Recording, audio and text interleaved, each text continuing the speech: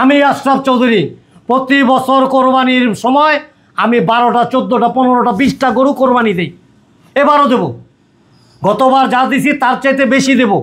আর আমার ভাতিজা আমার পরিচয় দিয়ে এলাকাতে চলে, তার বাড়িতে একটা ছাগল পর্যন্ত আসে না, যার একটা ব্রয়লার মুরগি কেনার অ্যাবিলিটি নাই, সে সোসাইটির সদস্য হইতে পারে না। কি করে কিডনি বেচা? কিডনি তো নাই মনে তো আছে। চাচা জমানো কিছু টাকা, যা হোক চাচা এগুলো বাদ দিয়ে আসুন, ভিতরে আসুন। হয়ে যাবো, ভিতরে বসুন। ভিতরে বসার মতো পরিবেশ আছে নাকি তোর এখানে? কপাল না, কপালে কারো আল্লাহ বিটকেছে সুটকেছে বইরা কপালের ভিতর দিয়া দেয় না, বুঝছ না? কপাল তৈরি করে নিতে হয়। আশরাফ চৌধুরী আমার চাচা, হায় কথাটা যেন মনে থাকে। সভ্য রিবেনা, তাড়াতাড়ি আসো। রিবেনা, কি ব্যাপার? আচ্ছা তোমার সমস্যা কি বলো তো? একটা কথা বললে তাড়াতাড়ি করতে পারো না কেন? আমি তো কাজ করতেছিলাম ভিতরে, নাকি? আচ্ছা ঠিক আছে, কালকে যা যা বলছো ওগুলো নিয়ে আসলেই তো হচ্ছে, তাই না? হ্যাঁ, এখন ওগুলো নিয়ে আসলেই চলবে। আর মনে করে সব কিছু নিয়ে আইসো, বিশেষ করে মশলাটা বুঝে শুনে নিয়ে আইসো। আচ্ছা ঠিক আছে, আমি বাজারে গেলাম। যাও। এই শোনো, কি বলতেছিলাম 7 দিন পরে যে কোরবানি ঈদ, এবারকার যে কোরবানিটা দিবা কি চিন্তা ভাবনা করলা? হ্যাঁ, 7 দিন পর তো কুরবানির ঈদ, আমার মনে আছে। আমাদেরও তো কুরবানি দিতে হবে, তাই না? কিন্তু তুমি তো ভালো করে জানো আমার হাতের অবস্থা ঠিক কতটা খারাপ, অনেক ঋণ হয়েছে। এর উপর কীভাবে কুরবানি দিব বুঝতেছি না। আচ্ছা যাও, এগুলো নিয়ে টেনশন করার কোনো দরকার নেই, যেভাবে হোক ম্যানেজ করে এক শরীর কুরবানি করবো না। আচ্ছা তুমি বাসায় খেয়াল রেখো। কী ব্যাপার এই সময় আসলো?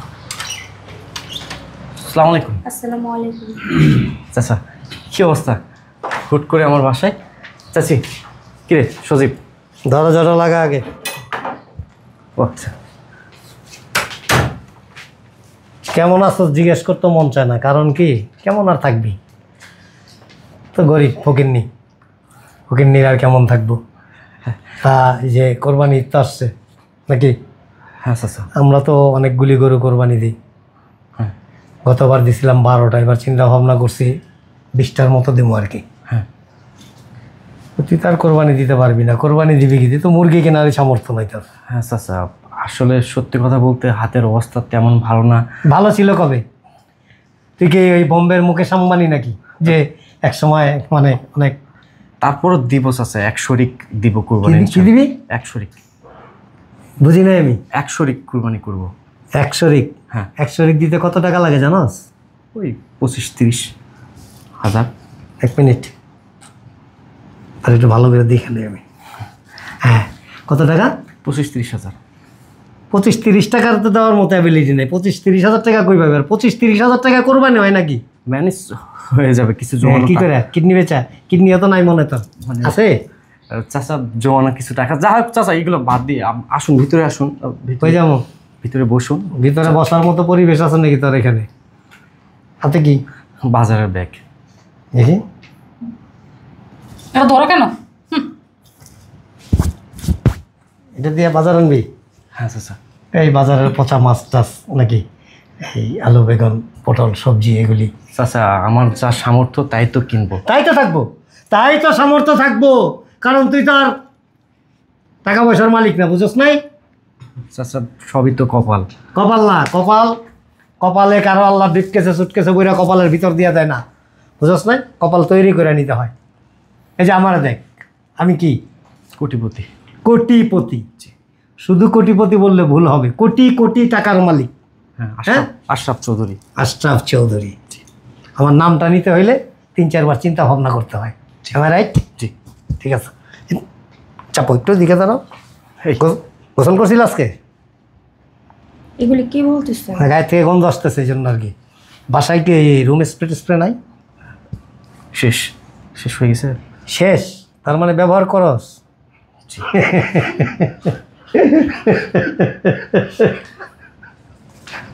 অনেকদিন পর হাসলাম, ইফ ইউ ডোন্ট মাইন্ড। হ্যাঁ, অনেক বছর পর হাসলাম। ইয়ে মানে চাচা আপনি হুট করে আমার বাসায়, আপনি তো সচরাচর আসেন না, কেন আসলেন মানে বুঝলাম না কিচ্ছু। তাই তাই না কাকা? অনেকক্ষণ ধরে বসে রয়েছি, কোরবানি হাটে জানেন তো কত ভিড় হয়। না, ওই যে আসছিলাম আর কি ভাতিজার সাথে একটু কথা বলতে। হ্যাঁ, বিশিষ্ট শিল্পপতি তো কড়া করে কিনতেছেন এবার। আসলে শোন ভাই, আমি তো মানে একটা শরীক দিব ভাবতেছি। হয়েছে, এই এতটুকু কথা বলতে তো 1.5 মাস সময় লাগতেছে, আর সবটুকু বলতে গেলে তো 3.5 মাস এখানেই পার হয়ে দেবো। শোনা, জি কোরবানি তো দিতে পারবাই না, সে অ্যাবিলিটি তো নাই। জি ঈদের দিন, জি সকাল ঈদের দিন না, চান্দাইদের দিন আইসা করো, আইসা গরুগুলি সুন্দর করে ধুয়া টুয়া পরিষ্কার করে ওই জায়গাটা পরিষ্কার করবা। আর এই কসাইরা আসবে তো প্রায় 25-30 জন লোক আসবে, এদেরকে হেল্প করবা। জি ওই কোরবানির যে যন্ত্রপাতি আছে এগুলি আগায় টাগায় দিবা, মাংস টাংস বানায় টানায় একেবারে ওই জায়গা ধুয়া পরিষ্কার কইরা কিছু গোস্ত নিয়ে চলে আসো, নাহলে বুঝকে বা করতে গা।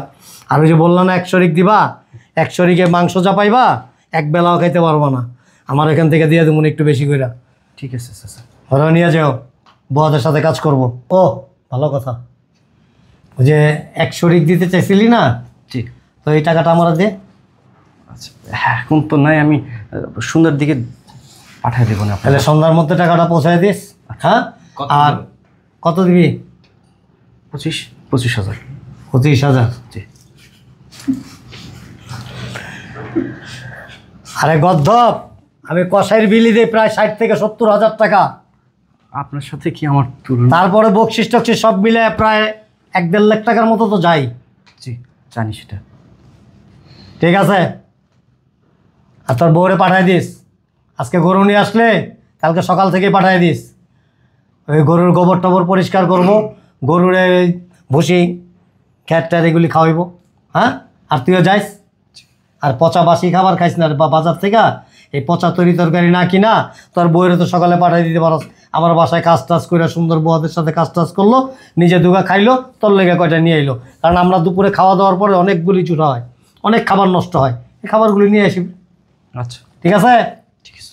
আঙ্কেল শুনুন একটা কথা বলি, আপনি হচ্ছেন এই সোসাইটির সভাপতি, আর আপনার ভাতিজা কাঙ্গালি গরিব, ও যদি এই কমিটি থাকে একটা সদস্য পদে, আপনার কি ইজ্জত থাকে? কি করবো এখন? একটা কাজ করেন, ওর নামটা কেটে দেন। এই শোনো, সুমনে কিন্তু ঠিকই বলছে। তাই না? হ্যাঁ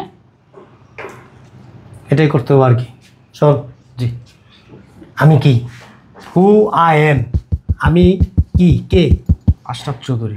Ashraf Chowdhury, not only for Ashraf Chowdhury, I am business magnate. Ji you know, ji আমার মতো একজন লোক এই সোসাইটির সম্মানিত সভাপতি। জি আমার সমাজে একটা স্ট্যাটাস আছে, জি একটা লেভেল আছে। জি সো এই লেভেলে যদি আমার ভাতিজা, যার নুন আনতে পান্তা ফুরায়, দুপুরে খেলে রাতে কি খাবে সেই খাবারের কোনো খোঁজ নাই, যার প্রতিটা দিন প্রতিটা মুহূর্ত ক্ষুধার যন্ত্রণা নিয়ে কাটে, সেই লোক আমার সোসাইটিতে আমার ভাতিজা পরিচয় থাকবে, এই সমাজে কি আমার মান সম্মান থাকে? না থাকে না, কোয়াইট ইম্পসিবল, কোনোভাবেই না। সো আমি আগামী মিটিংয়ে তোমার নামটা ক্যান্সেল করে দেব। আমি আশরাফ চৌধুরী প্রতি বছর কোরবানির সময় আমি 12টা 14টা 15টা 20টা গরু কোরবানি দিই, এবারও দেব। গতবার যা দিছি তার চাইতে বেশি দেব। আর আমার ভাতিজা আমার পরিচয় দিয়ে এলাকাতে চলে, তার বাড়িতে একটা ছাগল পর্যন্ত আসে না, যার একটা ব্রয়লার মুরগি কেনার অ্যাবিলিটি নাই, সে সোসাইটির সদস্য হইতে পারে না, কোয়াইট ইম্পসিবল। জি আর বেশি কিছু বলার নাই আমার। আর শোনো, ওই তোমার যে 25,000 টাকা আছে না, তুমি ওইটাতে কোরবানি দিবা আমাদের সোসাইটি থেকে বাইরে গ্রামে গিয়ে দিবা, ঠিক আছে? ঠিক আছে। এই 25,000 টাকা ভাগ দিয়ে আমাদের সোসাইটির নাম খারাপ করবা না, এতটুকু বলে দিলাম তোমাদের। এরা যদি 25,000 টাকা দিয়ে কোরবানি দেয়, মানুষে কি বলবে আমাদের? শোনো, কোরবানি হাটের থেকে গরু নিয়ে আসার পর আমি খবর দেবো, তোর বউরে পাঠিয়ে দিবি। আর তোর বউ যেন এখানে কারোর সাথে পরিচয় না দেয়, যেটা আমার চাচা শ্বশুরের বাড়ি, তাহলে কিন্তু চটকায় দাঁত 32টা ফালাই দেবো। চলো আঙ্কেল এটা আছে, চলো আমরা চলে যাই। ফেরাও। আসন, তুই কিন্তু কারোর পরিচয় দিবি না, সোসাইটির কাউকে বলবি না, যারা চিনে চিনেই, আর যারা না চিনবে তাদেরকে কখনো গায়ে পড়ে বলতে যাবি না আশরাফ চৌধুরী আমার চাচা। হ্যাঁ, কথাটা যেন মনে থাকে। সভ্য।